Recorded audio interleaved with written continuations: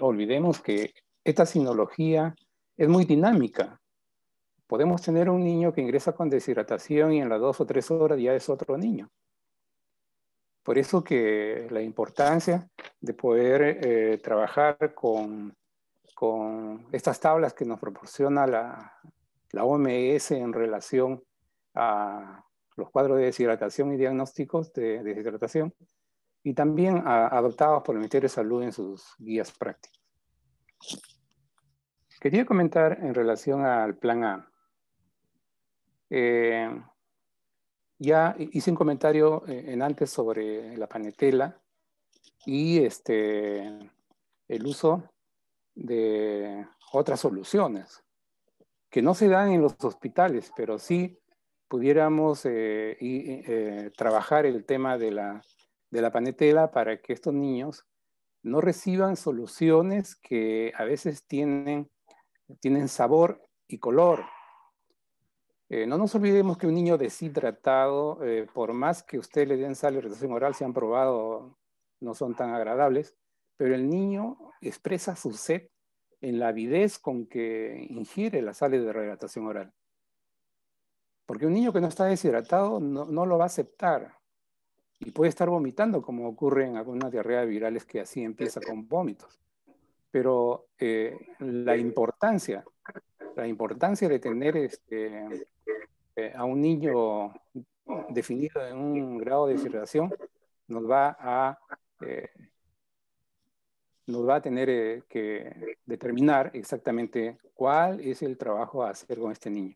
Ustedes ven la foto de ese niño deshidratado, ¿sí? Por ejemplo, ese chico tiene más de un 5% de deshidratación. Entonces es evidente, a veces la experiencia le da a uno la mirada y dice, ese niño está deshidratado. Como hay otros que no.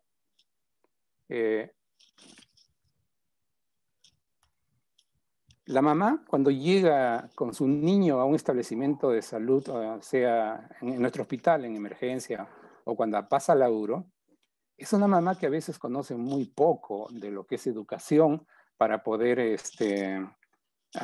ayudar a su niño a que no se deshidrate. Entonces, ahí empieza un proceso de relación médico-paciente, médico-mamá, un proceso de educación, ¿sí?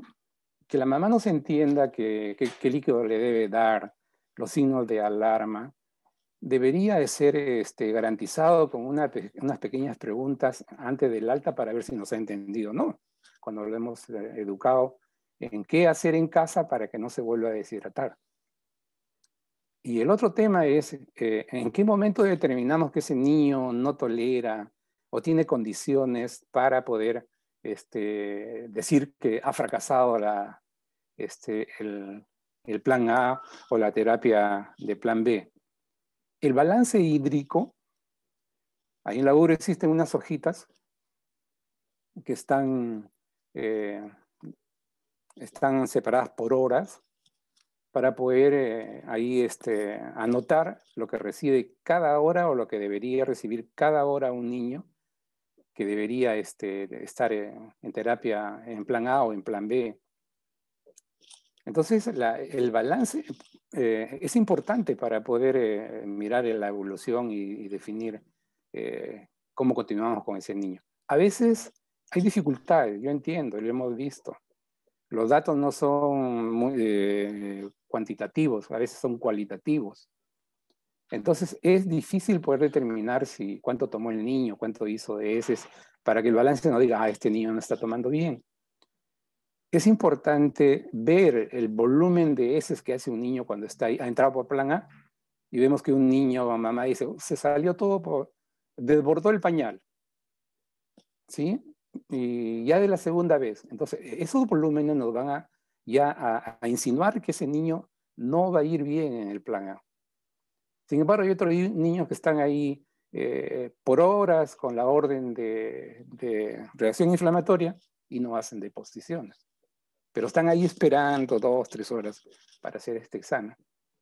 Entonces, el plan A básicamente se reduce a enseñar a mamá cómo dar líquidos caseros, a enseñarle los signos de alarma y usar ese pequeño espacio, ese pequeño tiempo que tienen las mamás con nosotros para educarlos, para evitar los nuevos episodios, etc. Entonces, el plan A creo que es fundamental para poder ver que los niños no se vayan deteriorados y luego se compliquen. Entonces, mucho depende de la persona que educa a mamá respecto a todo lo que ha comentado la doctora Verónica cuando ha descrito el plan A. Con respecto al plan B, cuando un niño entra a la URO o a la emergencia, como estamos viendo en ese niño de la foto, evidente que debemos empezar con terapia de rehidratación oral, con sales de rehidratación oral, o panetela. La panetela tiene un aminoácido que funciona como la glucosa de las sales. Va a hacer que la bomba de sodio y potasio introduzca líquidos a través de los espacios intercelulares de las vellosidades. Solo por el hecho de ser un aminoácido, y el arroz lo tiene. Y la glucosa está en las sales de rehidratación oral. No nos olvidemos que las vellosidades en las criptas secretan no solamente agua, secretan sodio, secretan potasio. ¿Por qué? Porque las células del tercio superior de las criptas, que son las maduras, han sido deterioradas. Y el nivel de absorción, tanto en hilio como en yeyu, ¿no?, disminuyen por este daño que se produce en esas células. Entonces, este desbalance hace que se pierda muchos líquidos y se exprese como diarrea. Por eso que las sales de retención oral o la panetela, en tanto no tengamos sales, por supuesto, tenemos que trabajar con ellos y vigilar a ese niño cada hora, evaluar cada hora. A veces pues tenemos otras cosas que hacer, es cierto, pero es bueno que las personas que se quedan ahí permanentemente, en este caso los internos, deberían estar bien entrenados en hacer el seguimiento de estos niños en plan A y la terapia B, como vamos a ver más adelante. Los balances nos van a permitir identificar niños de riesgo. La autora mencionó aquellos niños que tienen un flujo fecal de más de 10 ml kilo hora. Entonces, ¿dónde podemos sacar ese dato? Tendríamos que trabajar, me hubiese gustado que pongas la hoja, le hubiese tomado la foto a la hoja que se hace en la URO, para que en la primera hora poder evidenciar cuánto tomó, sea sales, sea panetela, cuánto vomitó, cuánto hizo de diarreas y establecer exactamente una dinámica de esa terapia para hidratar a estos niños. Porque a veces cuando lo evaluamos más tarde, cuando mamá nos dice, no quiere tomar, o el niño está durmiéndose, entonces perdemos valioso tiempo. Entonces la persona que está a cargo o responsable de este proceso con el plan B tiene que hacer un seguimiento horario del balance para establecer riesgos. A veces los niños no orinan, ¿no? Y cuando cambiamos de pañal, las heces no permite determinar los volúmenes de orina, por ejemplo. ¿Estará empezando un problema prerrenal ese niño? Entonces, el balance juega un rol muy importante en este proceso de terapia de hidratación oral en niños deshidratados. La autora ya mencionó que tendríamos que estimar dar de 50 a 100 ml por kilo en 3 o 4 horas, con cucharita y lento y pausado. Ustedes habrán dado cuenta que cuando un niño ingresa deshidratado y tiene sed y se le da en vasito, este niño se toma todo el vasito. Pasan minutos, un rato y vomita. Entonces, insistimos, si vuelve a vomitar, entonces lo pasamos a terapia endovenosa. El vaso y la cucharita, así como la sonda nasogástrica, permiten que los pequeños volúmenes de líquido que van ingresando al sistema digestivo no sean expulsados por un órgano hipersensible, muy irritado, que a los volúmenes grandes se contrae la musculatura en el estómago y todo para afuera. Entonces, la terapia oral tiene sus pequeñas cosas que deberían verse más allá del plan B que Mónica nos ha presentado.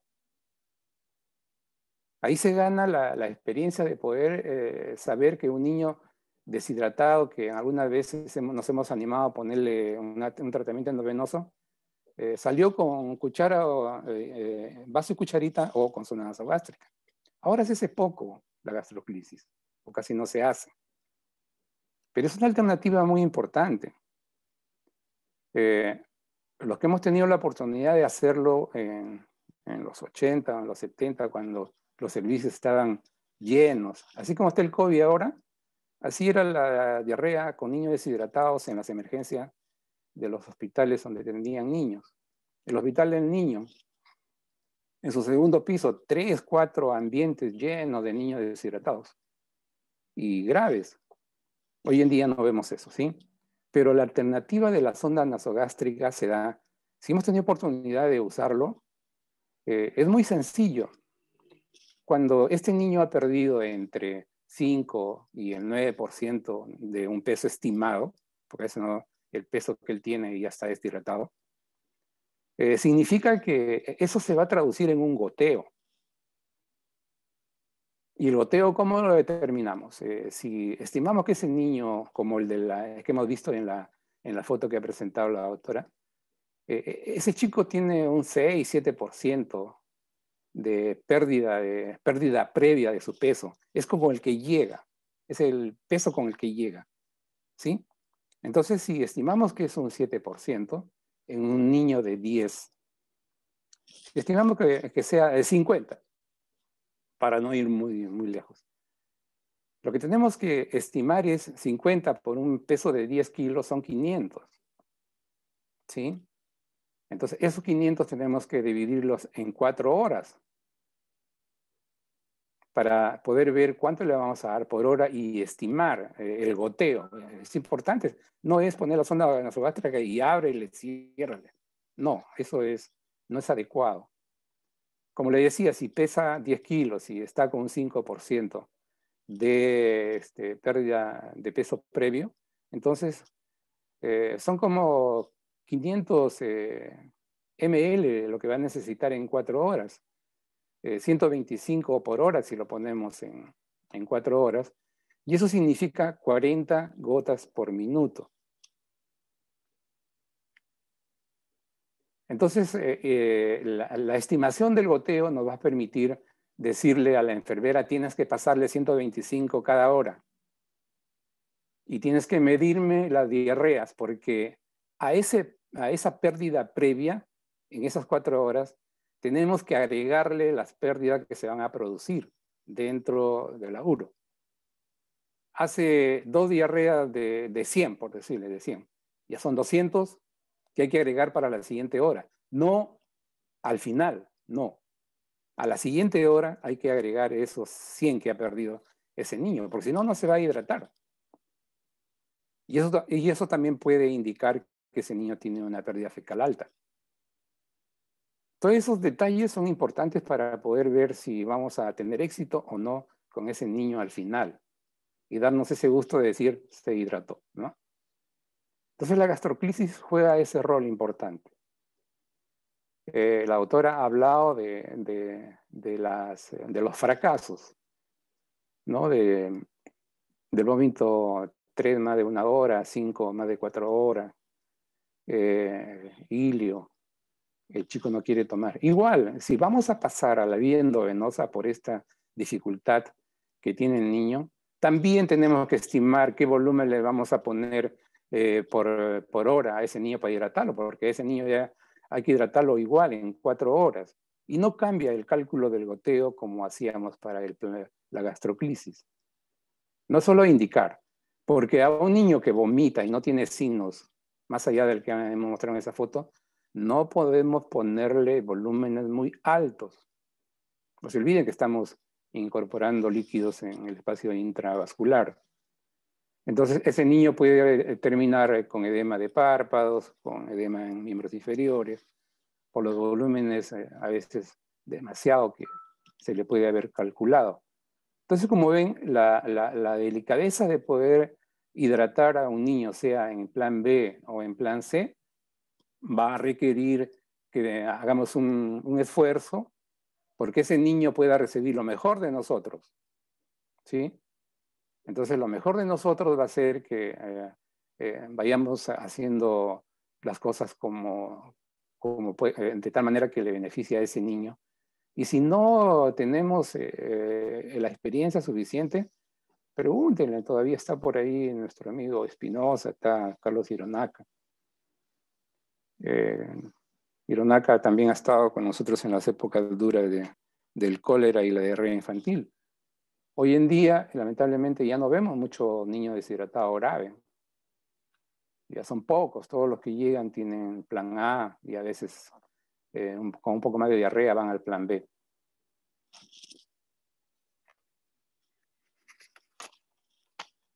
La acidosis también es un factor que molesta a los niños. Cuando un niño está casi colapsado, más aún si está llegando al shock, la acidosis es tremenda, es atroz. Y hay que tener cuidado con los bolos. Se describe que cuando el organismo está con el pH bajo, los shunts arteriovenosos del pulmón como que se colapsan, justo donde se va a dar el paso del circuito menor, circulatorio menor, al circulatorio mayor.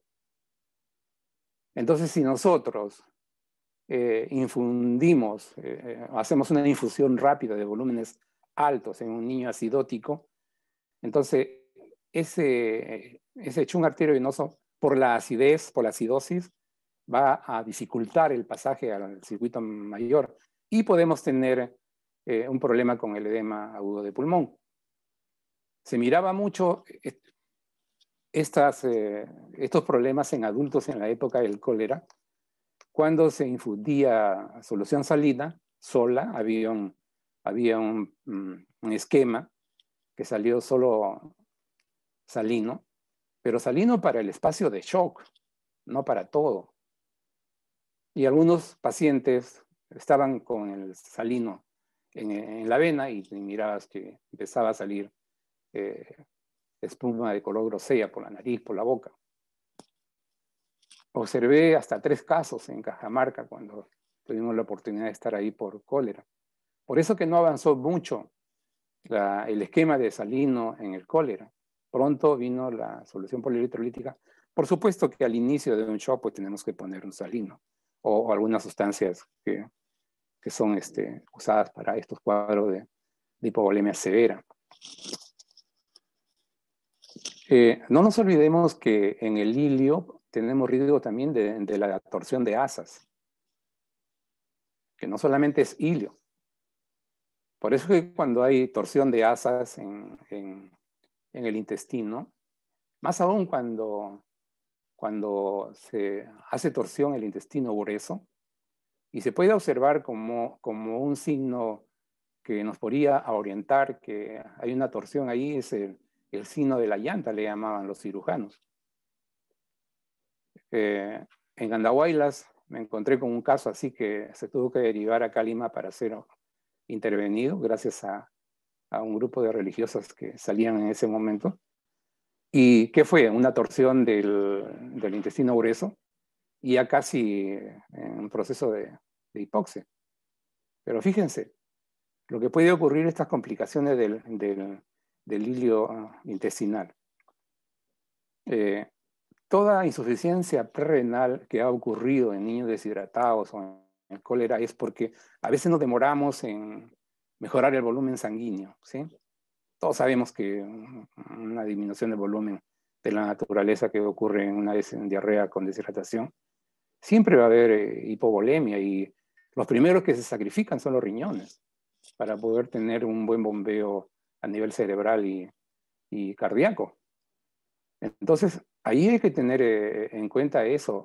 Por eso es que un buen examen clínico y tenerlo presente, cualquiera de estas manifestaciones que nos van a decir, hey, acá estoy. Entonces, hay que evaluarlo adecuadamente para poder pedir los exámenes de ayuda diagnóstica. ¿Sí? Si finalmente terminamos con la de nutrición. En la presentación anterior se dijo que todo niño que ingresa a sala debería recibir nutrientes, como, por lo menos para poder satisfacer su metabolismo mínimo. Porque eso también es parte de la recuperación.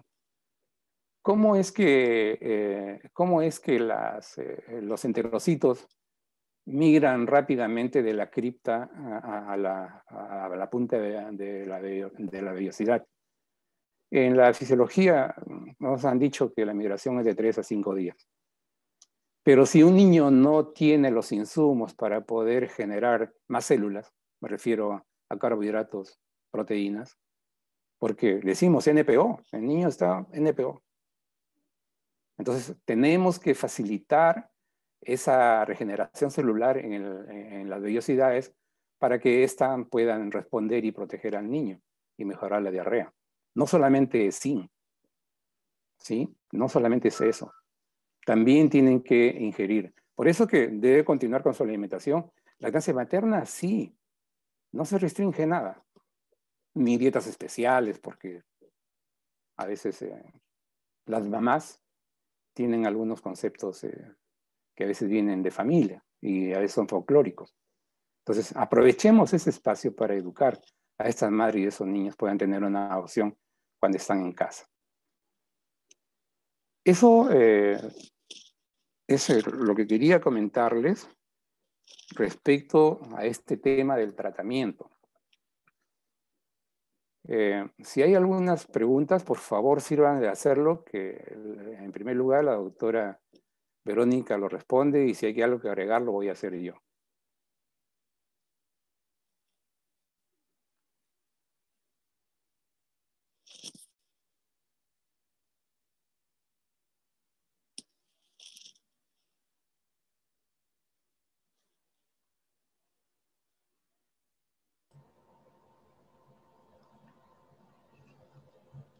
Buenas noches.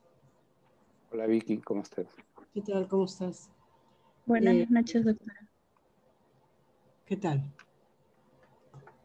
En la evaluación de los niños con diarrea, una de las cosas importantes para evaluar el paciente en lo que es medio interno es el llenado capilar. Y si bien las guías de MINSA consideran las mucosas y los ojos, pero más que eso, es las 3 S que mencionó la doctora, y el cuarto más importante sería el llenado capilar para hacer una evaluación adecuada de lo que es el estado de hidratación. La otra cosa importante en el manejo es que, por ejemplo, durante muchos años solo se consideraba hidratar o alimentar en forma adecuada, pero actualmente el manejo de los niños con diarrea pues no se limita solo a eso, sino que, como ustedes han dicho, actualmente y hace muchos años ya existen las grandes ventajas que tiene el administrar zinc en los niños con diarrea, no solo para el manejo, sino para la prevención. Pero una de las preguntas que yo quería saber o preguntar es el uso de probióticos y prebióticos en el manejo o en la prevención en los niños con diarrea. Existen infinidad de trabajos actualmente que demuestran, sobre todo en lo que es el uso de probióticos, en el manejo de los niños con diarrea. Y una de las cosas que son definitivas en lo que es probióticos es que uno tiene que saber manejar qué probióticos se usa, porque no todos se usan para diarrea acuosa o diarrea disentérica.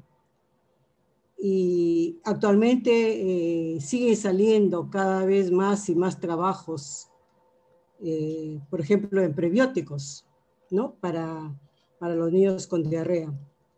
Y la otra cosa que me parece importante que se debería hacer un comentario es cuando uno habla de manejo de los niños con diarrea, es en lo que es cómo hacer o cómo conseguir que un niño tenga una microbiota intestinal saludable.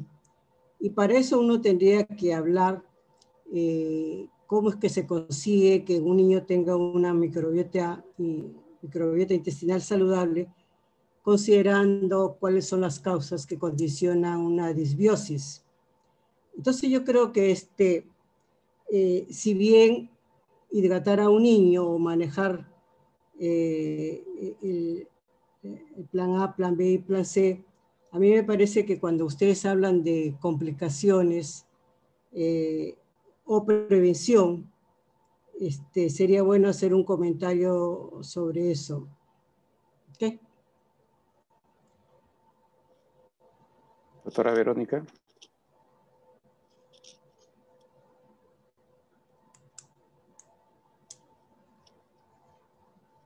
Sí, justo hice una revisión del artículo que usted me mandó, doctor, sobre el uso de prebióticos y de probióticos. Y bueno, mencionaban que algunas cepas de lactobacilos estaban asociados con algunos efectos pues beneficiosos. Entre estos mencionaba el lactobacillus rhamnosus, ¿no? Mencionaba de un estudio en el que se había hecho... en el que a un grupo se le había dado estos probióticos y en el otro grupo pues una especie de placebo, y vieron que en el grupo que recibió probióticos tuvieron una duración, un episodio de diarrea que fue pues mucho más corto, con menor frecuencia en las deposiciones comparados con los niños del grupo control, ¿no?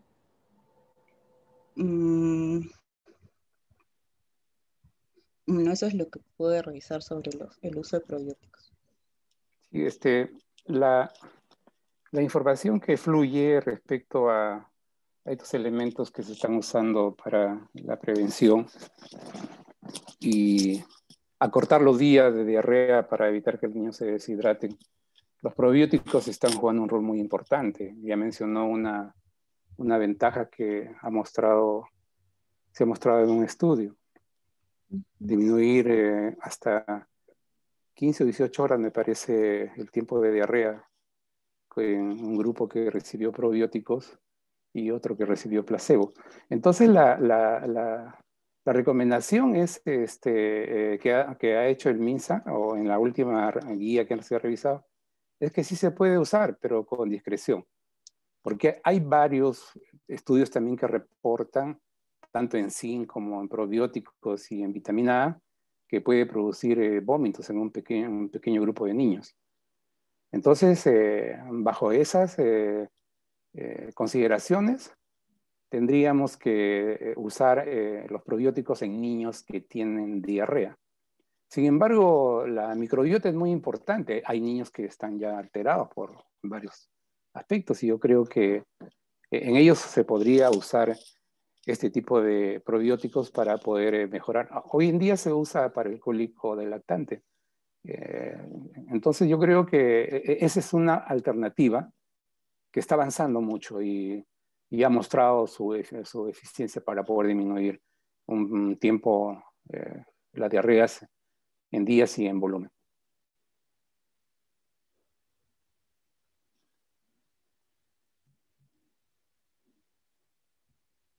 El otro comentario, y que en realidad tiene mucha evidencia científica, e incluso nosotros lo hemos demostrado en el Hospital Hipólito Unanue. Nosotros tuvimos la oportunidad de trabajar en un ensayo clínico multicéntrico con un antisecretorio. Entonces, y el doctor Hironaka, claro, el doctor Hironaka intervino en este trabajo, y nosotros usamos un antisecretorio para disminuir las diarreas.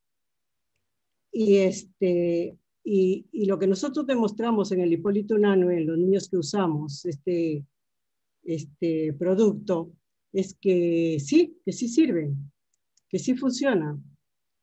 Como existen muchos trabajos a nivel mundial, y lo que nosotros demostramos en el Hipólito es que nosotros al dar este medicamento cortamos la diarrea a 36 horas de los niños que tenían diarrea aguda acuosa. Por eso es que las últimas guías, sobre todo la europea, de gastroenterología pediátrica, las guías mencionan como una cosa obligada usar los antisecretorios en los niños con diarrea aguda, claro, en los niños que tienen flujo de heces altos, ¿no? Entonces esto es necesario usar, y lo hemos usado en el Hipólito, en los niños que tienen, y el doctor Takami básicamente, usar estos productos para cortar la diarrea, porque es diferente, y de ahí las ventajas de usar probióticos, antisecretorios, el zinc, porque es diferente tener un niño que tenga una diarrea 10 días a un niño que tenga una diarrea 5 días, 7 días. Entonces la desnutrición que le va a ocasionar a un niño con diarrea 10 días es mucho más alta. Por eso es que uno tendría que parar la diarrea cuanto más rápido posible, si es que uno tiene medicamentos para parar la diarrea, ¿no? Y uno de ellos son los antisecretorios, que está demostrado a nivel mundial, y nosotros lo hemos demostrado en el Hipólito Unanue, en un ensayo clínico que está publicado, que nosotros lo tenemos publicado en una revista. ¿Sí? Sí, sí vi que sí, yo soy testigo de ello. Un buen estudio. Sin embargo, cuando hemos revisado la guía última, la recomendación no es así fuerte, ¿no? Es una recomendación débil. Y es porque ellos han encontrado que han hecho un estudio de costos que, por ejemplo, en el Reino Unido, este antisecretor era 4 veces mayor en costo a usar solamente las sales en estos niños. Pero más allá no hay una objeción a este medicamento. Por eso que ellos se abstuvieron de realizar una recomendación sobre el uso de este antisecretor en diarrea. No lo han recomendado a usar en el tratamiento. Pero el criterio del médico cuando está viendo a un paciente es importante. Lo que pueda decir la guía es una guía, no es lo que no tenemos que hacer. Deja la discrecionalidad del médico para poder darle mejor comodidad al paciente que tiene estos cuadros, que ustedes son terribles, y para la mamá también.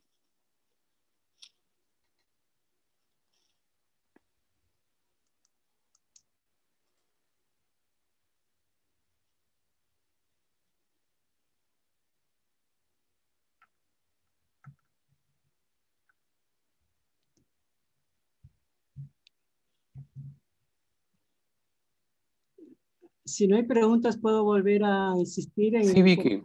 Sí, por favor. Insista, doctora. En una oportunidad, estando en la URO con el doctor Johan, y de repente Uyoque, debe estar por ahí, ¿no? Sí, está acá, lo he visto. ¿Por qué? Sí, doctora, buenas noches. Hola, ¿cómo está? Con él tuvimos un caso que en realidad fue una tarde que yo estaba por ahí, y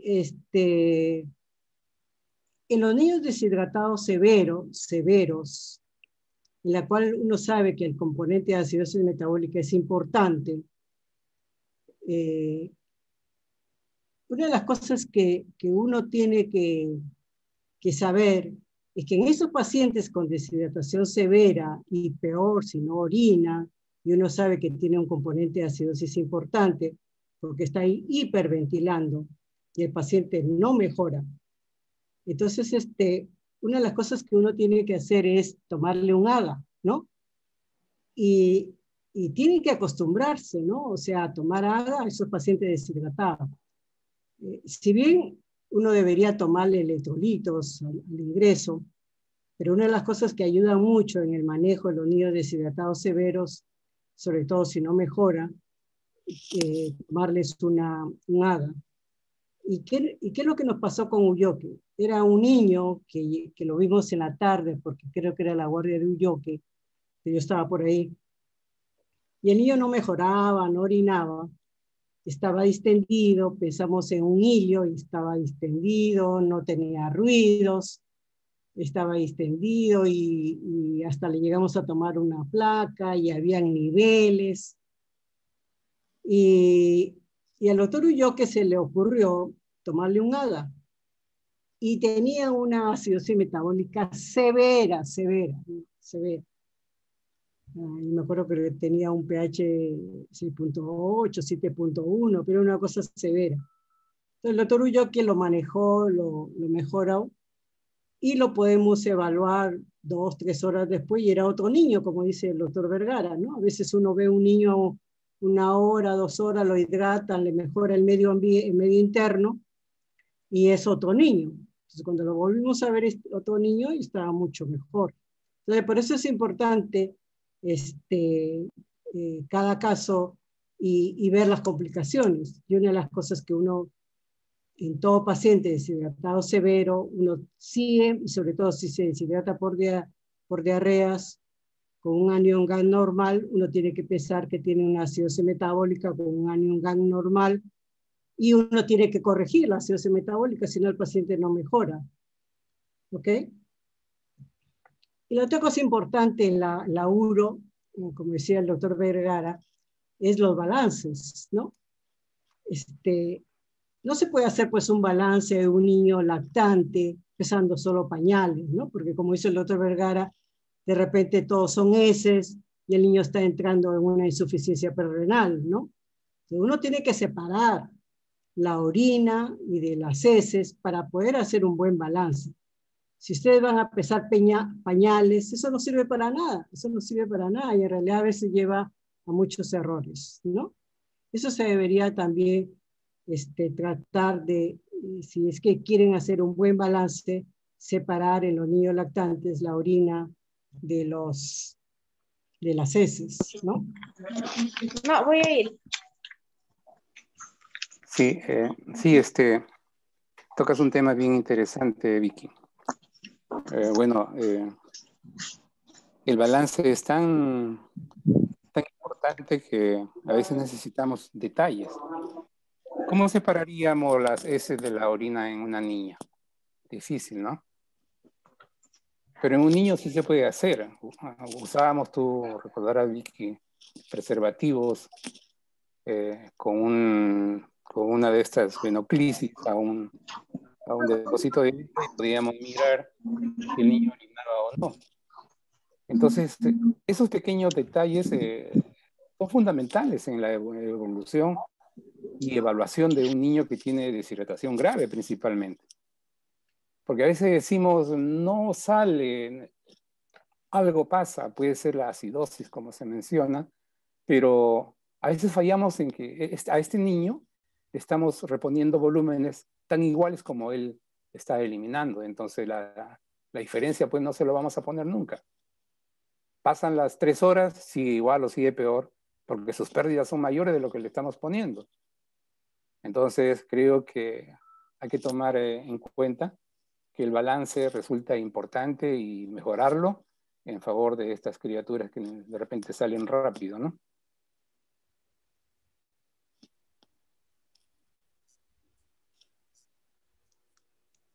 Noches, doctor Vergara. Quería hacerle una pregunta a a la doctora Verónica.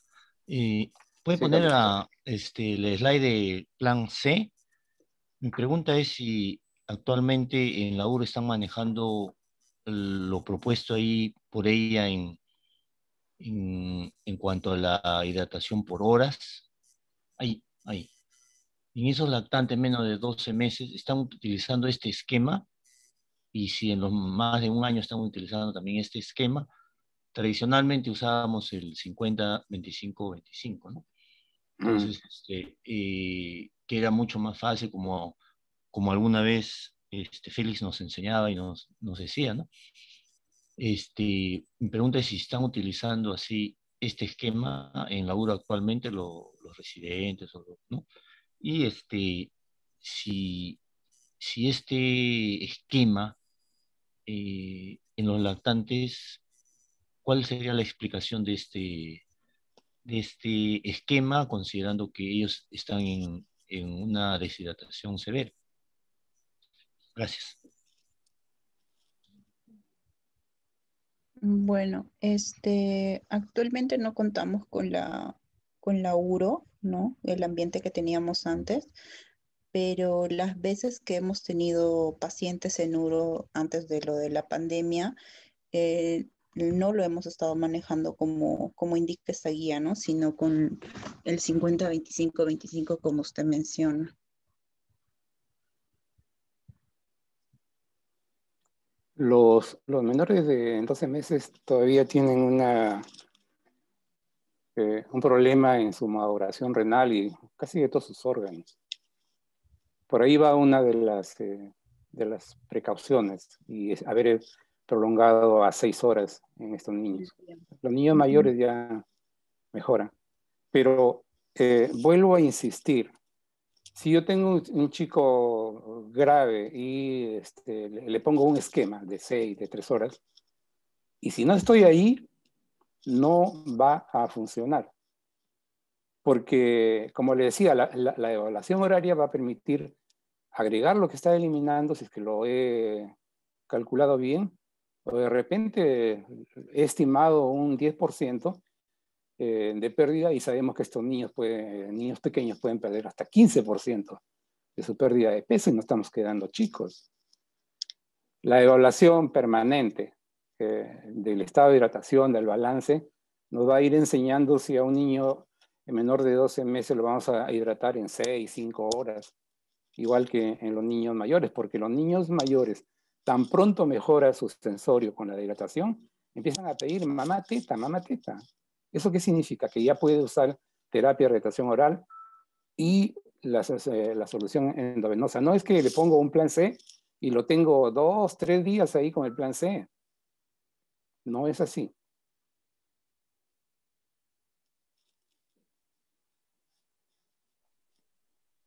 Doctor Vergara, buenas noches. Le habla Hola. Vanessa. ¿Qué tal, Vanessa? ¿Cómo estás? Quería hacer un comentario sobre lo que justo el doctor Ironaca acaba de preguntar en cuanto a si se estaba usando la hidratación en el plan C, ¿no? Menores de un año que es en 6 horas y en los mayores de un año en 3 horas.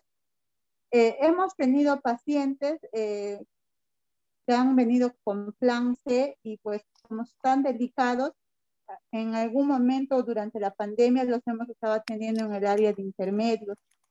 Y sí se ha estado manejando, como dice ahora la guía, ¿no? Y también se ha visto una buena respuesta con ese manejo. El porqué de darle en 6 horas a los lactantes también es por el mismo hecho que los lactantes pues tienen mayor agua corporal total que los niños mayores. Entonces también tomando en cuenta eso es el tiempo de 6 horas, ¿no? Que se los hidrata a esos niños. Incluso cuando se les toma el agua, están con acidosis metabólica y tal vez no con criterios para hacerles retos de bicarbonato. Y se ha visto que con el mismo hecho de hidratarlos, ellos mejoran, ¿no? Se les ha tomado agas posteriores y ya ha mejorado su estado ácido base de los niños. Eso quería aportarlo. Vanessa, has tocado un tema bien importante en relación a lo que uno ve cuando tiene un niño al frente deshidratado. Antes decíamos deshidratación severa y sepsis, ¿no? No sé si recuerdan. Entonces, ¿cuál era el tema a seguir? Terapia de hidratación endovenosa y antibióticos. El mejor antibiótico. Lo más, no sé, que buscábamos desaparecer. Entonces, y cuando se hidratan, se fue la sepsis. E incluso los parámetros sanguíneos, la misma acidosis, se alteran por ese estado. Por eso, cuando tienen un niño que está deshidratado, hidrátenlo primero y después piensan o evalúan si ese niño tiene de por medio una infección. Porque un shock séptico es diferente a un shock hipovolémico. Es totalmente diferente. Entonces, la idea de la evaluación permanente debería ser una forma, un aprendizaje continuo de este tema que todavía no se ha ido. Todavía tenemos niños que se deshidratan severamente. Antes era mucho más dramático.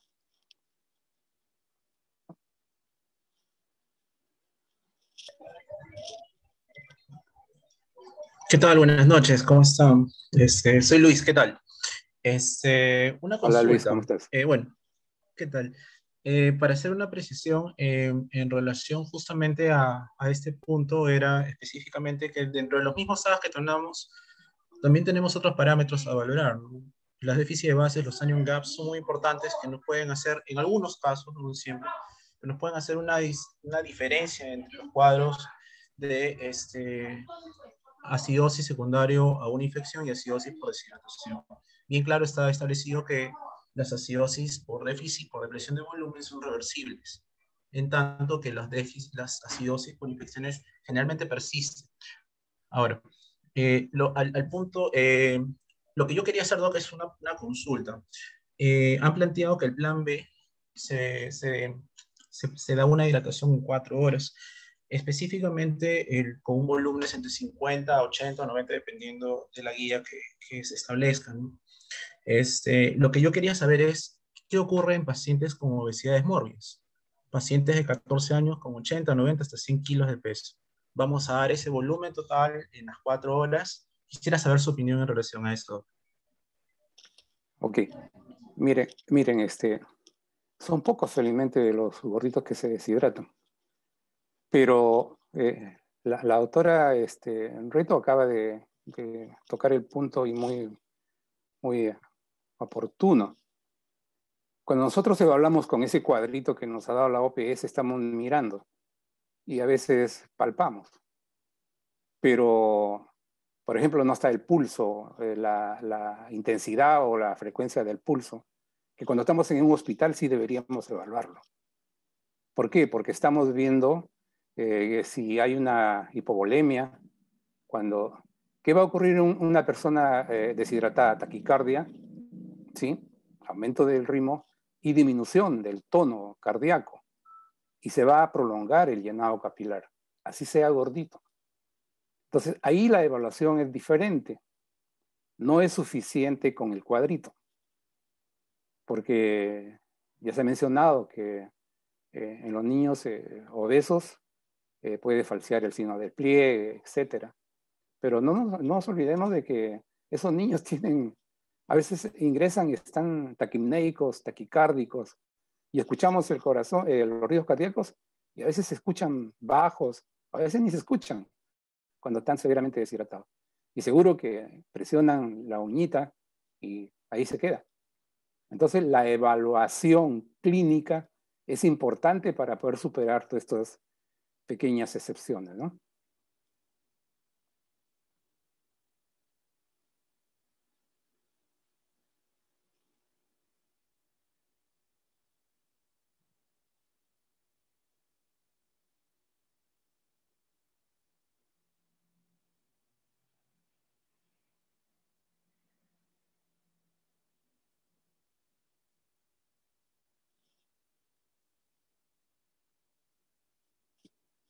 Bueno, ¿alguna otra pregunta?